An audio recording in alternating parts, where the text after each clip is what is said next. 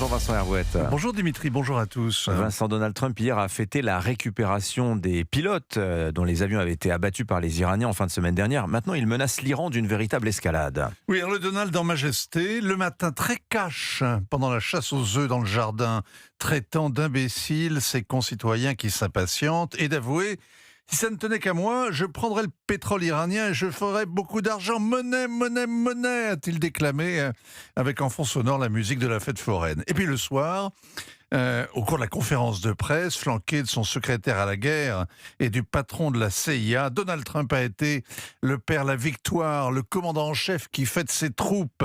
Il a raconté comme un roman l'opération Rescue qui a permis de récupérer l'équipage du F-15, un sauvetage historique, a-t-il dit.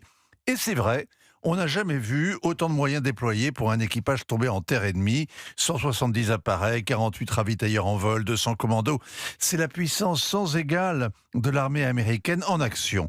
3 mois après le spectaculaire enlèvement de Nicolás Maduro à Caracas, les forces spéciales ont réussi un nouvel exploit. Et l'aventure a son héros, ce colonel blessé, traqué, qui a réussi à gagner les hauteurs, qui est tombé le vendredi saint et qui est revenu à la vie au matin de Pâques. Joli. Et qui aurait rendu grâce à Dieu en montant dans l'hélico. Le scénario est écrit, Donald Trump a sauvé le soldat Ryan. Il a fait mieux.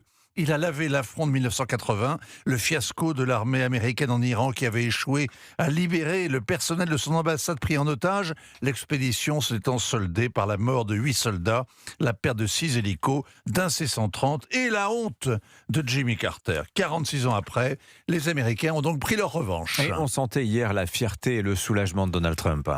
Imaginez ce qui serait passé si les Iraniens avaient réussi à se saisir des pilotes. Ça fait un demi-siècle que ce régime met en scène l'humiliation de l'Occident, les diplomates de l'ambassade, les otages du Liban, les étrangers jetés aux oubliettes. Les pilotes qui ont fait l'objet d'une véritable chasse à l'homme auraient été traités comme des criminels de guerre. La marge de manœuvre de Donald Trump se serait encore réduite. Mais il a lancé un nouvel ultimatum. Alors dans 13h15, il aura expiré.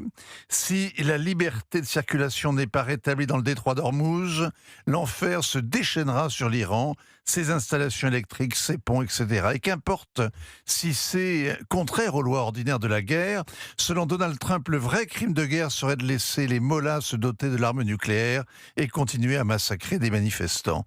Alors, on peut relativiser la mise en demeure. À 5 reprises déjà, le président américain a suspendu ses comptes à rebours. Chaque reculade affaiblit un peu la démonstration et l'ultimatum à répétition devient une simple manifestation d'impatience. Ça réduit évidemment l'autorité de celui qui menace. Il est pressé de finir cette guerre. Il a rendez-vous avec ses électeurs. Le 28 avril, au bout de 60 jours, il devra obtenir le soutien du Congrès. Et pour gagner la bataille, donc, les Iraniens n'ont qu'à jouer la montre, tenir bon, bloquer le pétrole et mettre le feu alentour. Les Américains ont détruit ces derniers jours un pont suspendu, 2 usines de transformation de gaz, un aéroport, sans oublier une école d'ingénieurs, bombarder l'université de Sharif. C'est punir les physiciens atomistes qui y ont été formés. Ça signifie que l'Amérique manque de cibles militaires et qu'elle n'a pas neutralisé la menace nucléaire. Comme les Iraniens, Donald Trump est au pied du mur aujourd'hui. Il doit choisir entre l'escalade ou le repli.